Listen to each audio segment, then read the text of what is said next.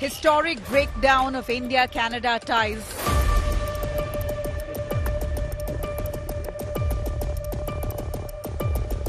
Trudeau declares diplomatic war.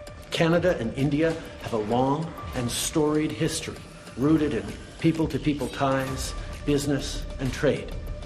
But we cannot abide by what we're seeing right now.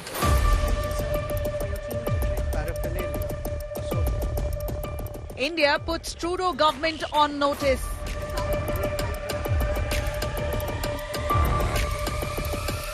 Envoys thrown out, relations burn.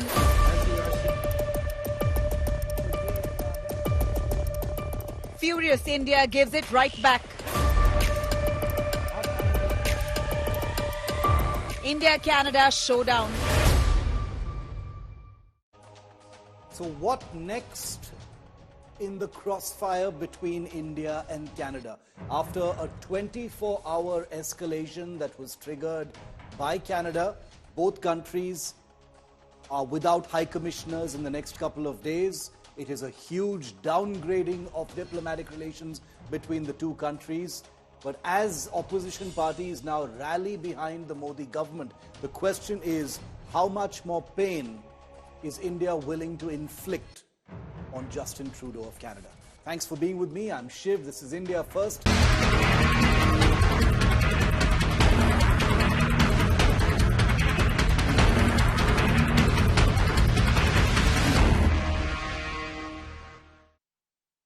The rapidly escalating diplomatic crisis between Canada and India, a fallout triggered by the killing of Khalistani activist Hardeep Singh Nijjar, something that Canada has tried to point a finger at India about, has led to a historic collapse of relations. The last 24 hours have basically accounted for the worst of relations between the two big democracies. The relationship, once marked by collaboration and mutual respect, has now plunged into turmoil, finger-pointing, expulsion of diplomats, with both nations now bristling for what could be even worse action against each other.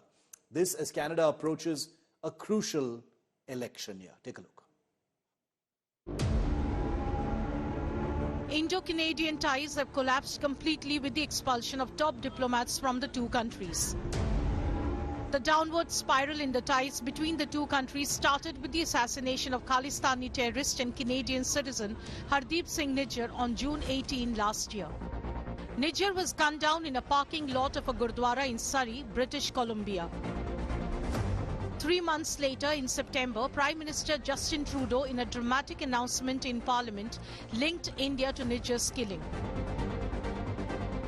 Over the past number of weeks, Canadian security agencies have been actively pursuing credible allegations of a potential link between agents of the government of India and the killing of a Canadian citizen, Hardeep Singh Nijjar. India rejected the charges right away, calling them absurd. New Delhi demanded proof from Ottawa to back its claims. Both Canada and India expelled one diplomatic staff each. Finally, there's this whole issue of parity, that the size of, how many diplomats there are of one country versus how many diplomats there are of the other country. We had concerns about continuous interference in our affairs by Canadian personnel. We haven't made much of that public. My sense is over a period of time, more stuff will come out, and people will understand why we had the kind of discomfort with many of them which we did. India doubled down by issuing new visas to Canadian citizens and asking Canada to cut down their staff here. In October, Canada announced they have recalled 41 diplomats from India. In the days that followed, thousands of Khalistani separatists freely organized rallies and issued threats to harm Indian diplomats, but faced no action from the Canadian law enforcement agencies. Meanwhile, US-based Khalistani terrorist Gurpatwant Singh Pannu threatened to hit Air India flights India's National Investigation Agency filed a case against Pannu. The matter escalated in April 2024 when the Washington Post claimed that Indian government agents were involved in Nijjar's killing and in a plot to assassinate Pannu. In May 2024, the Canadian police charged 3 people in the Nijjar murder case. In June this year, Canadian parliamentarians held a moment of silence to mark Nijjar's assassination. A 4-month lull was shattered on Monday when the MEA announced it was recalling 6 diplomats, including the High Commissioner from Canada. The MEA claimed a communication from Ottawa had listed them as persons of interest in a criminal case. India also expelled 6 top Canadian diplomats, including their acting High Commissioner and Deputy High Commissioner. The dramatic expulsions were followed by a statement from Prime Minister Justin Trudeau. Canada and India have a long and storied history rooted in people-to-people ties, business and trade. But we cannot abide by what we're seeing right now. Canada fully respects the sovereignty and territorial integrity of India. We expect the Indian government to do the same for Canada. As Prime Minister, it is my responsibility to provide reassurance to those who are feeling their safety has been compromised, but most importantly, it is my responsibility to take action and to never hesitate in doing what is necessary to protect Canadians. Experts are linking Trudeau's outburst to his sinking political fortunes. The Trudeau government is facing a backlash over a housing crisis. The public is angry over inflation, and many, including members of his own party, are calling for his resignation. In the midst of this chaos, Trudeau's party has lost Montreal and Toronto by-elections. The Conservatives have taken a significant lead in the surveys ahead of elections next year. The pro-Khalistani New Democratic Party, or NDP, has already withdrawn its support for Trudeau. The diplomatic face-off has cast a shadow on Indian students and NRIs. According to government data, there are over 4 lakh Indians studying in Canada. The diplomatic crisis is likely to worsen in the days ahead as Canada nears national elections. Bureau Report, India Today. And joining me live now to answer some of the big questions that are probably on most people's minds, I know they're on my mind at this time, is Brahma Chelani. He is India's most well-known strategic thinker and expert on all things strategic. Mr. Chelani, thanks very much for your time here on India First, here on India Today. My first question to you, sir, is this going to get worse? We're seeing rock bottom as far as India-Canada ties are concerned. Both countries have effectively expelled their high commissioners and the high commissioners of each other's countries. Do you see this getting a whole lot worse? Relations between Canada and India were already at the lowest point before the latest developments since last weekend. It's an old political trick in the world that when you are under pressure at home, your popularity is sinking, that you are against the wall, you just open a front against another country in the hope that the people will rally behind you. And this, in a sense, is what Trudeau has tried to do. He's under pressure from his own party to quit. As far as the public opinion polls are concerned, he is now deeply unpopular in Canada. So with his back to the wall, he has taken on India. He has, in fact, broadened the allegations that he first made in September last year. Yes. Now he's accusing India, not just of allegedly targeting and killing one terrorist, but he's now alleging that India is actually running a criminal syndicate in Canada. So what he has said and done is unprecedented. Yeah.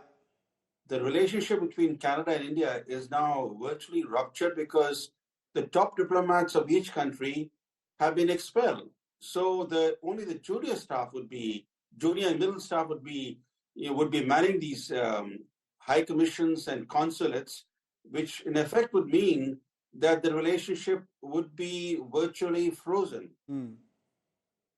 Do you, given that both Prime Minister Trudeau and his Foreign Minister, Mr. Chelani, basically indicated that all follow-up actions remain on the table, including sanctions and presumably other forms of punitive action. What, in your view, are India's options, sir? Because it seems like they want to go the distance on this. There are two things here. First is that these developments since last year are reopening the old Indian wounds, the old Indian wounds that were created by the twin Air India bombings of 1985. Yeah. Canadian inquiries found that Canadian Sikh terrorists were behind those twin bombings that killed 331 people. Now, those old wounds having been reopened now, India faces the task of not making the mistake it made after 1985 when it let Canada off the hook. It was because India let Canada off the hook that Canada did not bring a single perpetrator of those bombings to justice. Yes. It took Canada 2 decades to set up a commission of inquiry into the bombings. And today, history is repeating itself. Now Canada is again a hub of Khalistani terrorists who are openly glorifying violence, who have erected billboards in Canada since last year, saying it's legitimate to target and kill Indian diplomats. They have staged parade floats reenacting the assassination of Indira Gandhi. They have honored in public convicted or slain terrorists as martyrs. All this has been happening under the tolerant watch of the Trudeau government. And the issue for India now is this. Will India remain reactive or be somewhat proactive? Because, whatever India is doing now is in reaction. Yes, true. When, for example, Canada now declared 6 persons persona non grata, India then, in retaliation, expelled 6. But why 6? Why shouldn't India expel more? For example, because the provocations are coming from Canada. Yeah. And why not spotlight what exactly is happening in Canada? For example, the things that are happening in Canada are against international norms. No civilized country shields and shelters militants who are openly threatening to stage terrorist attacks in a third country. Yes. And I think that India needs to go out of its reactive mode and think of how it can put Canada in the dock internationally. Do you think by as an example of being proactive, Mr. Chelani, do you think India should take some measures without waiting for Canada's next move, like, for instance, maybe, I don't know, I'm just thinking here, designate Canada as a state sponsor of terror, formally and officially call it a state sponsor of terror? That would be an extreme step because we have not even designated Pakistan as a state sponsor of terrorism. And I think that would be the ultimate step because that would mean a termination of the diplomatic relationship between Canada and India. Yeah.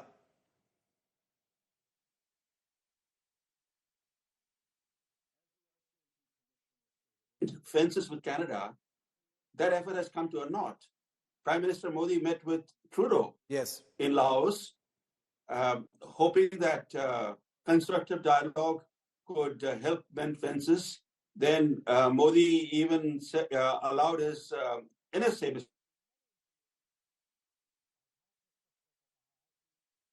Singapore on Saturday. But that meeting in Singapore became the trigger for Canada's latest actions against India. So it appears that India's efforts to mend fences with Canada, to have constructive dialogue with Canada, all those efforts have borne no fruit. So what India needs to do now is to downgrade the relationship with Canada, put the spotlight on what Canada is doing under Trudeau, and wait for the election next year in Canada that Trudeau is going to lose and lose quite badly, because repairing this bilateral relationship now will have to wait for a new government in Ottawa to take office. Brahmachelani, always a pleasure, sir. Thank you very much for your time and to help us understand some of these questions that we continue to ask as far as the India-Canada relationship is concerned. Brahmachelani here on India Today. Now let's move focus to taking some of those points raised by Brahmachelani a little forward. He said India has been reactive so far, and unfortunately that's true. But can India be proactive? Can India designate Canada under Justin Trudeau as a state sponsor of terror? Could that be one proactive step? Let me show you or suggest some other proactive steps that India could possibly take. We've compiled this list after speaking to experts. India could perhaps forge partnerships with good non-Canadian universities to absorb Indian student demand, because India and Indian students account for 40% of the foreign student population in Canada. The impact of pulling out all those students or giving them alternate universities to study in would mean paralyzing Canada's education financial system. Billions of dollars are pumped by Indian students into that country every single year. Second option, cancel OCI cards of all Canadian Desis supporting Khalistan.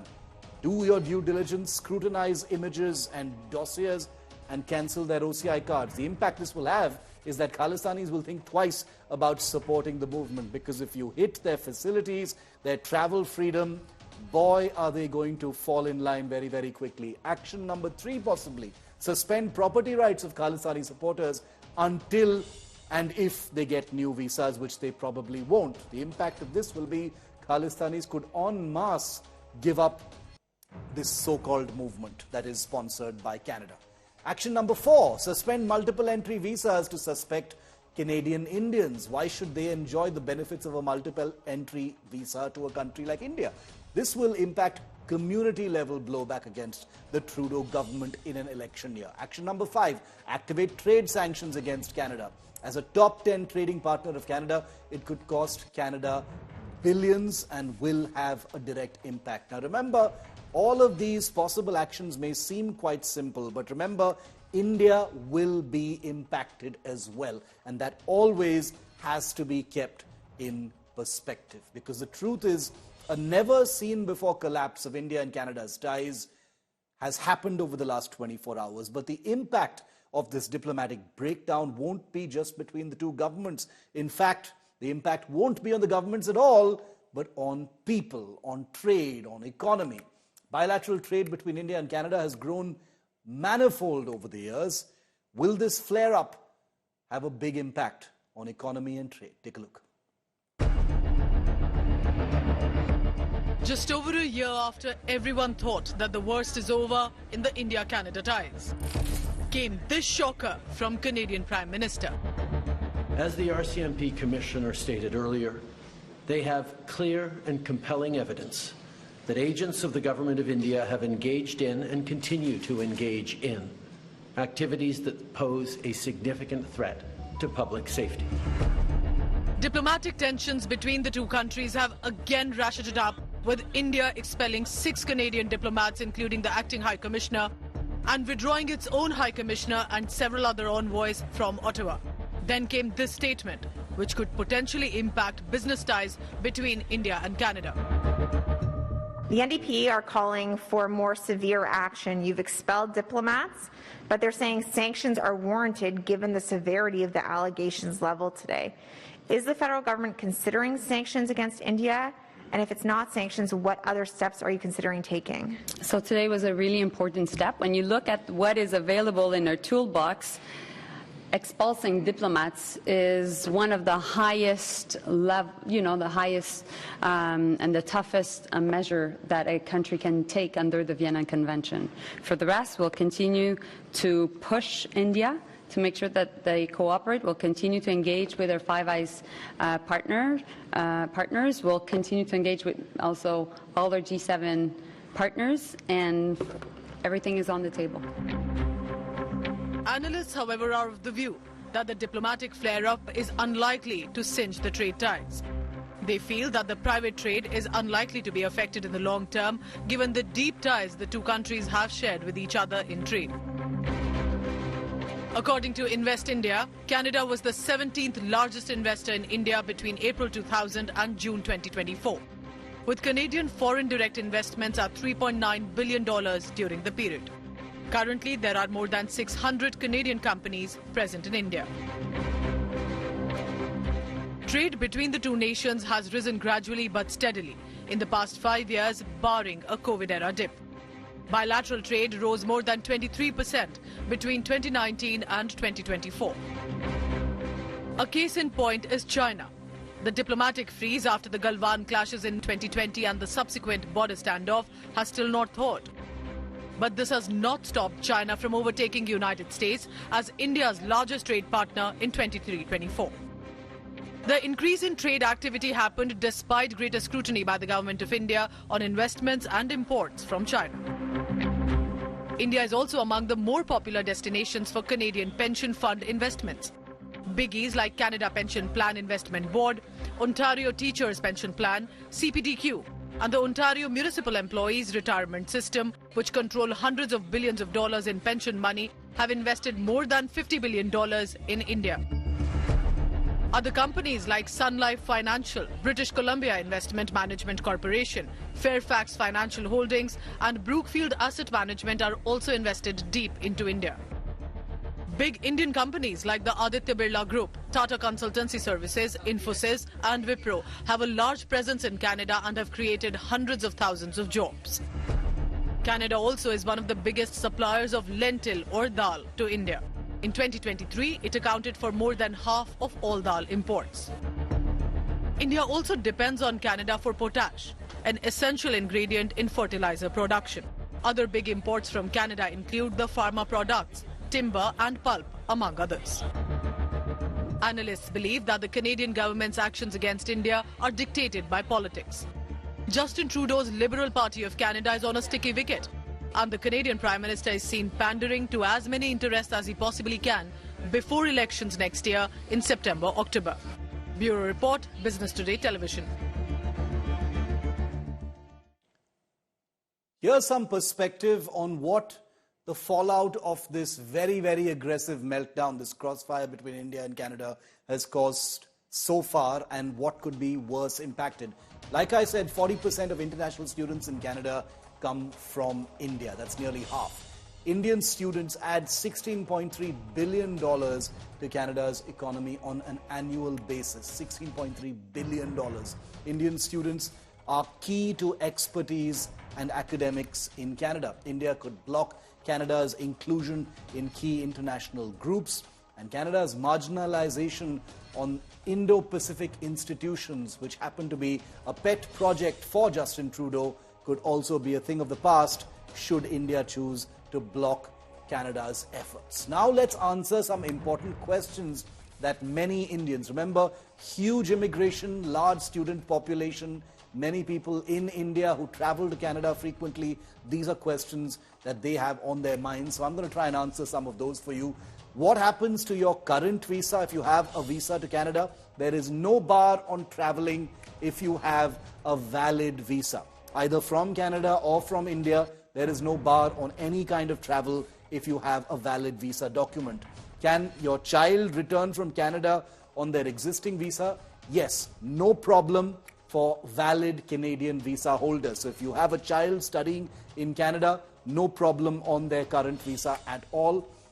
Will open work permits for spouses be restricted? Work permits only to spouses of international students in master's and doctoral programs at this point of time, nothing else.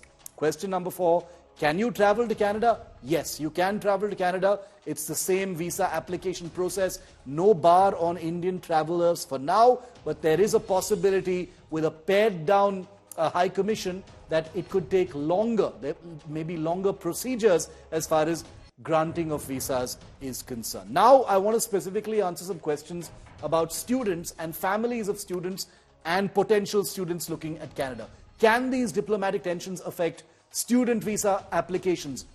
Like I said, there could be possible delays. In fact, expect delays in the processing of student visas. Potential decline in the number of visas issued should also be expected. In fact, that will almost definitely be the case.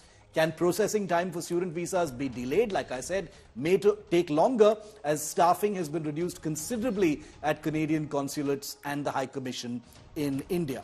Will the India-Canada face-off impact jobs and job prospects for Indian students studying in Canada? Job prospects for Indian students are already quite low in Canada. There are not many job prospects there, and employment is at an all-time low in Canada, so therefore it may be impacted further. Can visa issuance for students be suspended once again? For the moment, and once again I underline this, for the moment no official suspension has been announced, but there could be developments on that front given the belligerence with which India and Canada are acting against each other at this time.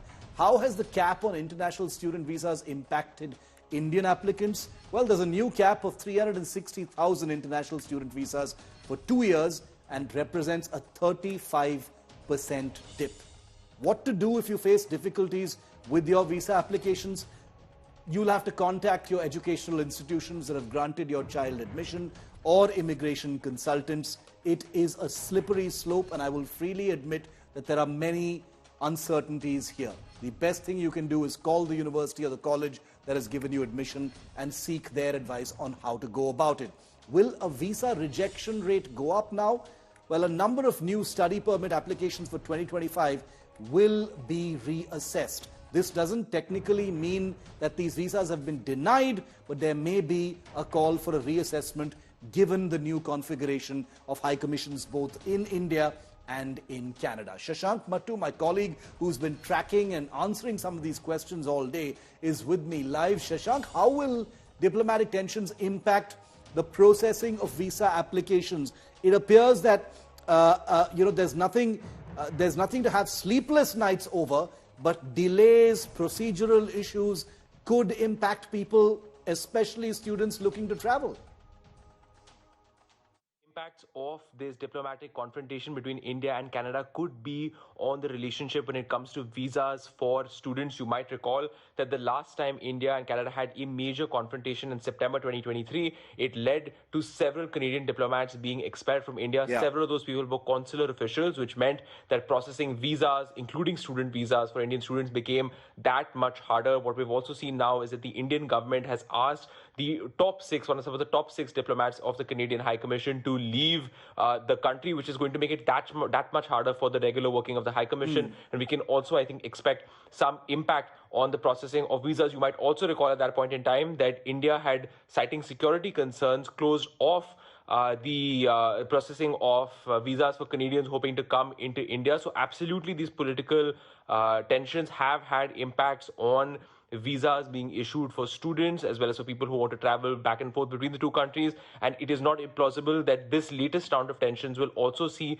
some difficulties between India and Canada simply because the Canada simply does not have the personnel that it needs in India to handle this situation properly. Although both governments would like to ideally maintain the flow of people-to-people ties and would like to cause as little disruption as possible for ordinary students as well as people hoping to travel between the two countries. It does remain a distinct possibility that these political tensions will make it that much harder for Indian students to obtain visas as well as for people to travel back and forth between these two countries. And of course, Shashank, thanks for joining us on that. We have to remember also that visas and students are a huge source of income for Canada. So it's a very, very unthinkable prospect for Canada to see either of those things affected at this point of time, which is why India will have leverage on those fronts. But once again, a disclaimer, all of these actions will have repercussions for India as well, and there will be a price to pay from the Indian side as well. We'll be tracking that story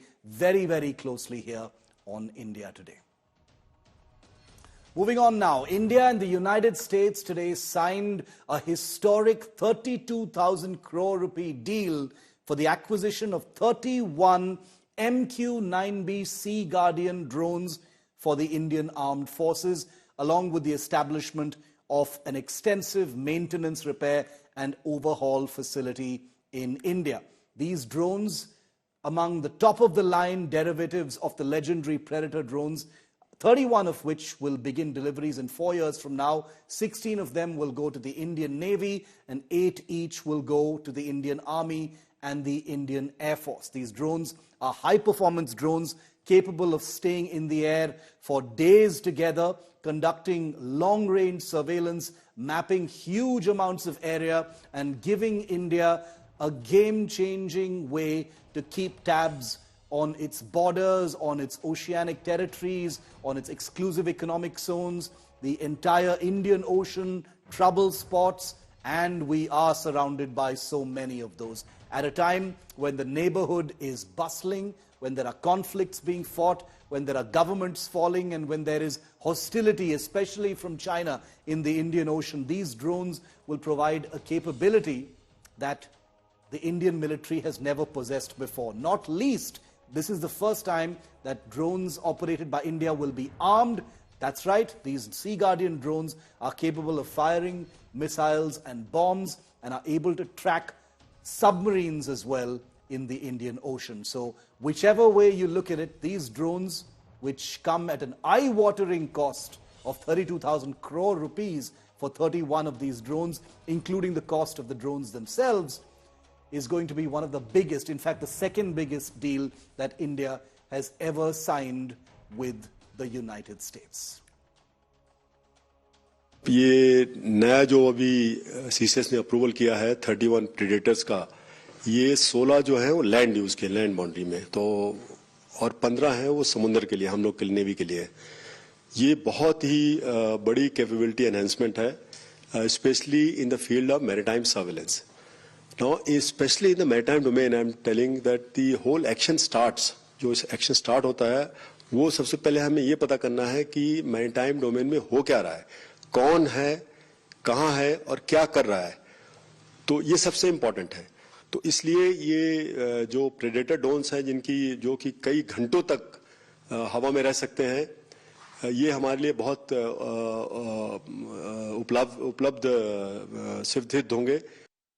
And to talk about the kinds of missions that the Sea Guardian drones will do for the Indian Navy, which will be the primary operator of these drones, Captain D.K. Sharma, former spokesperson of the Indian Navy and consultant with Bharat Shakti, joins me live. Captain Sharma, good to see you. Thanks very much for your time late this evening on a very, very important story. The whole fracas with Canada has gobbled the headlines all day today, but you and I both know that this is a very, very important story, and that's the reason why we've chosen to put the spotlight on it and bring you over. Give us a sense, paint us a picture, Captain Sharma, of the kinds of missions that drones like these will allow the Indian Navy to do that it hasn't been able to do before. Good evening, Shiv, and good evening to all your viewers. Well, you have summed it up very well that these are the force multipliers, or I'll say the game changer for Indian Navy. Shiv, we have such a vast area, our area of responsibility, and now Indo-Pacific is kind of a thing in which the Quad navies, in which Indian Navy has got a very big role. Now, when you come to the Sea Guardians, first of all, they are the latest technology and are of the vintage of 2022 onwards. So whatever we are hearing and reading about predators, they are all, pretty old, 2010, 2002, that kind of, aircraft are flying. But what India has now contracted with US through GA is, latest kind of a machine, which is going to come. And it is primarily for intelligence gathering, reconnaissance, surveillance. Now, these things are very, very important for maintaining the maritime domain awareness, as what the CNS was also saying in the bite before me. Yes. That they will make us aware of what all is happening in entire IOR area, which is huge, humongous. So, and this duty was being carried out by P-8I Boeings, which are primarily a ASW platform and will be used for anti-submarine warfare. Yeah. So now that duty, after we start getting these aircraft, this drones, that is MQ-9B Sea Guardians, there will be some respite to the Boeing aircraft, and they will do their primary tasking of anti-submarine warfare. Now coming to Sea Guardians. as you have rightly, informed us, that they can fly for hours together, 40 hours, 45 hours. Amazing. Number two, the height ceiling on which they fly is anywhere between 35,000 to 40,000 feet.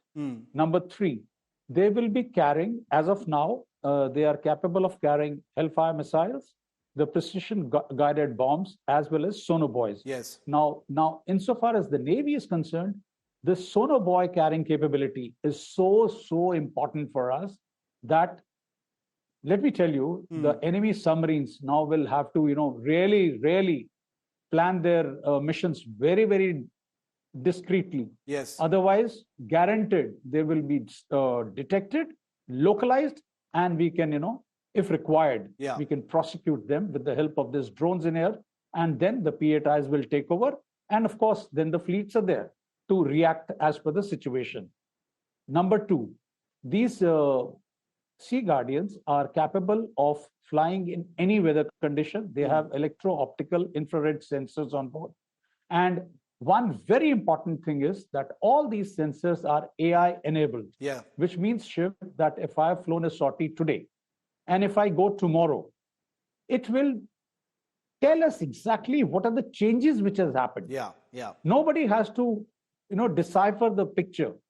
It will tell on its own that what are the changes in the picture and how the maritime awareness plot will be updated automatically by these drones. So it's a huge capability which is coming to us, and Indian Navy is going to have a different kind of operations now. And it is a real red flag for the enemy that you better enter our area with some purpose. And if you're coming for anti-piracy, please do anti-piracy and don't indulge in anything else, because now you are being tracked 24/7, 365. So this is not just a technology. This is not just an asset, but also a message and a symbol to India's adversaries and whoever may be watching, that we've got our eyes on you, and we're able to even keep our eyes on you when the nation is sleeping, because these drones can be in the air, like Captain Sharma said, for days together. Captain Sharma, always a pleasure. Thank you so much for putting that into perspective for us. It's an important story that we will be going much deeper into on an episode of Battle Cry that will be airing this weekend. You'll be seeing Captain Sharma on that show as well. Thank you for the moment, sir, for joining me.